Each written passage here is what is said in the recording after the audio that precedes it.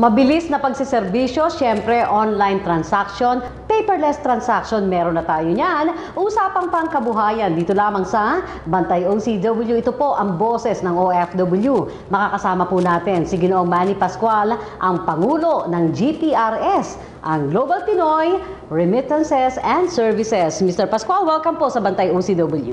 Maraming salamat po sa kakataong binigay niyo sa amin dito, at least na-invite niyo po kami rito sa Bantay OCW. Salamat din po sa pagpapaunlak dahil mahalaga itong pagkukwentuhan natin. Mr. Pascual, sabi natin kaya nag-OFW ang ating mga kababayan dahil po sa kabuhayan. At meron na silang GPRS. Ano po ba itong konsepto ng GPRS at anong nagtulak sa inyo, Ginoong Pascual, na ito ay i-alok sa ating publiko? Actually, siyempre, nung nagsimula kami, parang, siyempre, ordinaryong negosyante ka lang din na gusto mong makatulong sa pamilya mo, mag-provide mo yung pangangailangan nila, di ba? Kamalong nagkaroon ako ng isang pagkakataon na makarating sa ibang bansa. Nakita ko yung mga kapatid nating mga OFW doon. Alam mo, sa totoo lang nung una, hindi ko maintindihan kung bakit sila tinatawag na OFW. oh, yung buhay na bayani. Buhay na bayani. Pero alam mo, nung pumunta ako doon ko na natanto kung bakit sila tinawag na buhay na bayani. Kasi nakita ko yung sitwasyon nila doon. Na alam mo, na sa totoo lang, proud na proud ako kasi nakita ko yung mga tao doon na grabe pala talaga yung sakripisyo na ginagawa nila para lang mabuhay yung pamilya nila dito sa Pilipinas. Kaya sabi ko, tamang-tama tong company natin, tong Global Pinoy Remittances and Services sa kanila. Kasi yung mga OFW natin doon sa ibang bansa, normal na nilang ginagawa yung pagpapadala ng pera dito sa Pilipinas. Tama? So, dahil sa GPRS, matutulungan natin sila na yung dating pagpapadala nila ng pera, ngayon ay magiging hanap buhay na nila. Oo. Sige nga po, isa-isahin muna natin yung serbisyo. And then, kung paano naman ito, maaaring maging kabuhayan ng isang OFW o ng pamilyang OFW. Paano po yung remittances na yan? Paano sistema? Kasi po yung mga OFW sa ibang bansa po, ang ginagawa niyan, usually every week, minsan naman twice a month, nagpapadala ko talaga ng pera yan sa mga kapamilya nila dito sa Pilipinas. So pupunta po sila sa mga remittance company. Okay. No? So sa ginawa po naming sistema, yung mga OFW na sa ibang bansa, sila na ngayon yung ginagawa naming remittance agent namin sa ibang bansa. Kumbaga, dati pumupunta sila sa mga remittance company para magpadala. Ngayon po, ikaw na ordinaryong OFW, pwede ka na magpadala ng mas murang service charge papunta sa Pilipinas. Ang kagandahan nito, pwede mo na siyang maging hanap buhay kahit nasa bahay ka lang. Kasi yung mga kasama mong OFW na magpapadala, minsan nakikisabayan. Ang ginagawa mo, pwede mo nang pagsabay-sabayin lahat ng Isang bulto na. Isang bulto na lang. Isang beses ka lang nagkaroon ng service charge. Then, yung mga kaibigan mo nagpadala, natipira na sila dahil pinadaan sa'yo, ang maganda nun, kumita ka pa. Oo nga. Dahil sa sistema mas mura po ang mga charges na ganyan pag maramihan na. Opo. Mr. Pascual, ano po? Okay, kasi ano na lang kumbaga imbis na maraming charges pa, sa GPRS, isang beses ka na lang na-charge. So itong nagbulto na ng mga padalang yan, siya ngayon yung nag-ahente, siya ngayon yung naghahanap buhay na OFW. Ganun naman po ang kalakaran doon Nung nagpunta po ako sa ibang bansa, nakita ko po na yung mga OFW pala doon, grupo-grupo pala sila. Opo. Ang ginawa ng mga grupo-grupo na yon, meron sa kanilang isang nagkaroon ng sistema ng GPRS. Tapos yung grupo na yon, 'di ba? Isa na lang ang nagpapadala, lahat ng 'yon na-accumulate nila. Ngayon yung pera na imbis na napunta pa sa ibang remittance company, naging savings ng grupo nila at nagiging livelihood program pa ng mga OFW sa ibang bansa. That's good. Totoo po yun. Talagang itong grupo-grupong ito, itong support system ng bawat OFW sa abroad. At yung grupo-grupong yan, mientras may mga proyekto sila, Mr. Pascual, lalo pa, sabi nga natin, yung puso at saka yung dugo ng kanilang mga padala, ito yung suma total ng pag-abroad ng isang OFW. Napakahalaga sa kanila niyan. Tama po yun. Kasi sa OFW, sa totoo lang po, dugot pawis ang ginugugol nila para lang makalikom ng ganung pera. At natanto pa nila nang nakilala nila yung GPRS na dahil sa ginagawa nilang sistema, yung dating expenses nila, ngayon nagiging savings nila, na nagiging pangdagdag nila, na maging kapital, later on pag-uwi nila sa Pilipinas. So income na yon. Yes, Oo. Capital na kanyo. Alright, so yun yung sa remittance. Ano pa po mga serbisyo ng GPRS? ticketing. So accredited po tayo, hindi lang dito sa sa Pilipinas, kundi sa ibang bansa. Meron din tayong travel and tours, bills payment o yung parang tinatawag na bayaran ng mga bills dito sa Pilipinas.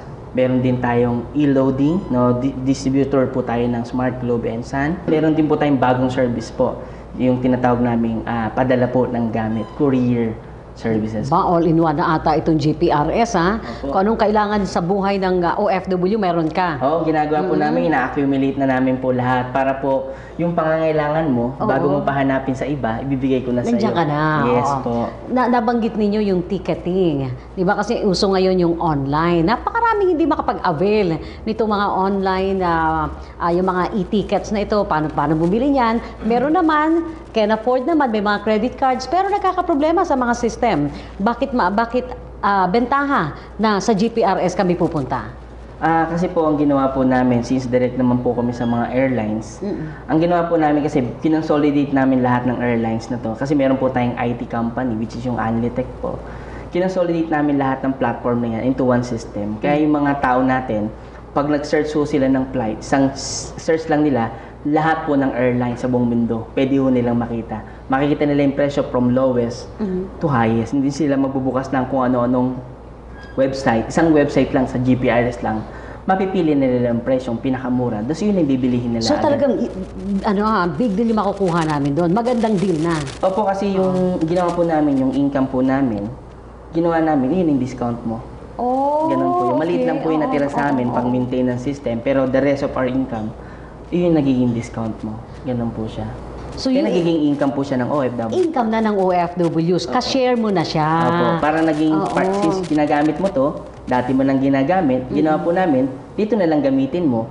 Kasi dati ka namang bumibili nito, pag dito ka bumili, Opo. may discount ka na, pwede ka pang maghanap buhay. Oo nga eh. Yung konsepto ng paghahanap buhay, yun ang susi doon eh. Opo, kasi naniniwala po ako sa konsepto na di baling maliit ang kitain mo sa isang transaksyon. Ang importante, maraming taong pwede mag-promote sa'yo. Exactly. Kasi ibig sabihin po, yung negosyong binuo mo, di ba, maraming mo, na-share mo sa mas maraming tao, mas maraming gumamit.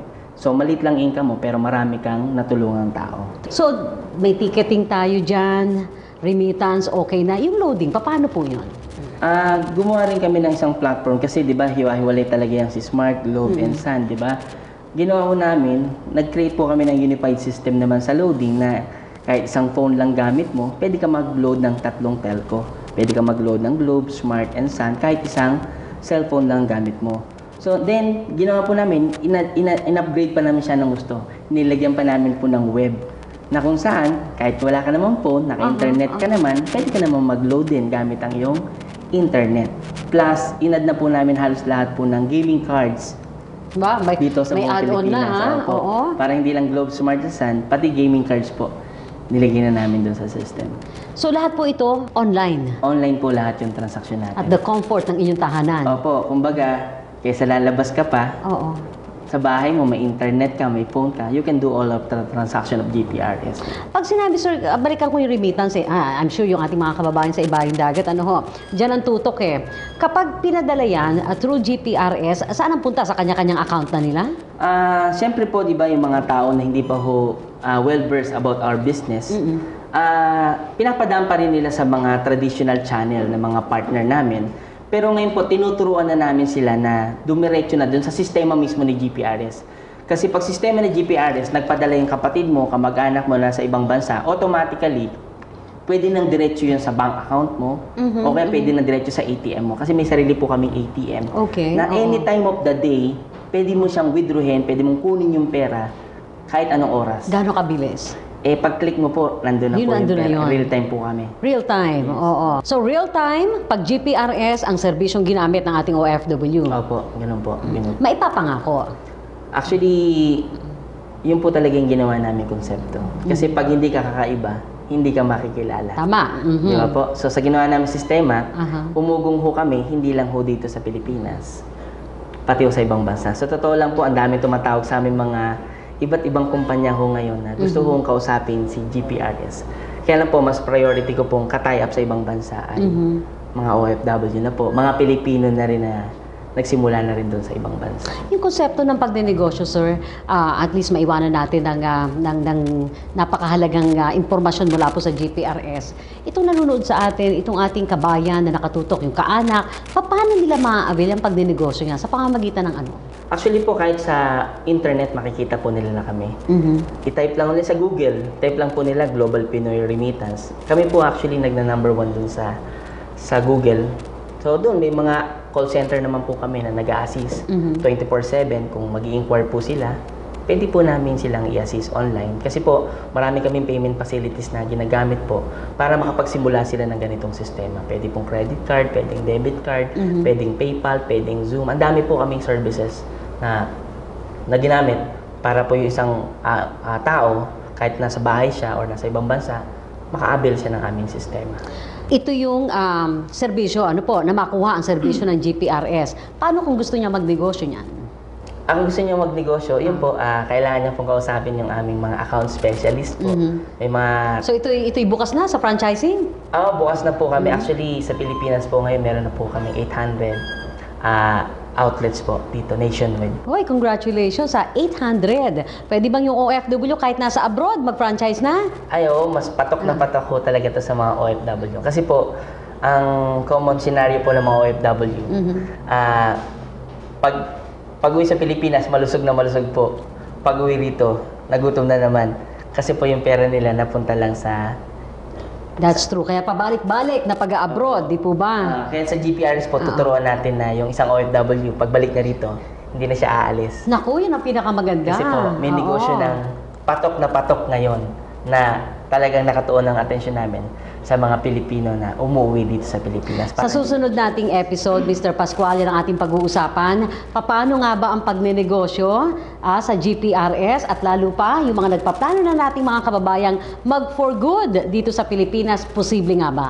Posible po kasi sabi nga nila, laging sinasabi ng karamihan tao, ang pagyaman daw wala sa Pilipinas. Pero maniwala ho kayo, nasa Pilipinas po ang pinakamalaking negosyo ngayon sa buong mundo. Take it from Mr. Pascual. Sir, imbitahin mo ang ating mga kababayan. Go ahead po. Tayo natututukan ng ating mga kababayan sa iba't ibang panig ng mundo na sa inyong pagkakataon. Sa lahat po ng OFW na nasa ibang bansa ngayon, una-una, nagpapasalamat po ako at may mga dakilang Pilipinong katulad nyo na sinugal ho ang panahon sa sarili at sa pamilya para mapalayo at maghanap buhay. Ang sa akin pong advice, sana makilala niyo po yung Global Pinoy. Kasi po, kahit po nandyan ho kayo sa ibang bansa ho ngayon, pwede niyo na pong simulan to. Pwede po kayo mag-online business po gamit ang aming sistema. Na kung saan po, dyan pa lang po na nasa ibang bansa kayo, mapatunayan nyo gaano kaganda tong serbisyo na to. Na kahit nandyan pa kayo sa ibang bansa, kumikita na po kayo at pag-uwi nyo rito, yan na po ang magiging long-term business nyo. Maraming salamat po sa inyo. Thank you very much po. Mga kaibigan, si Ginoong Manny Pascual, ang Pangulo ng GPRS, ang Global Pinoy Remittances and Services. At syempre sa lahat ng ating mga kababayan ng kanilang paanyaya, i-check po yung kanilang website. Posible na maghanap buhay kayo kahit nasa abroad pa kayo at hayaang ang mga kaanak ang magpatuloy ng paghahanap buhay na ito na rin po ang magiging susi ninyo para kayo makabalik na ng ating bansa. Mga usaping pangkabuhayan dito lamang sa Bantay OCW. Ito po ang boses ng OFW.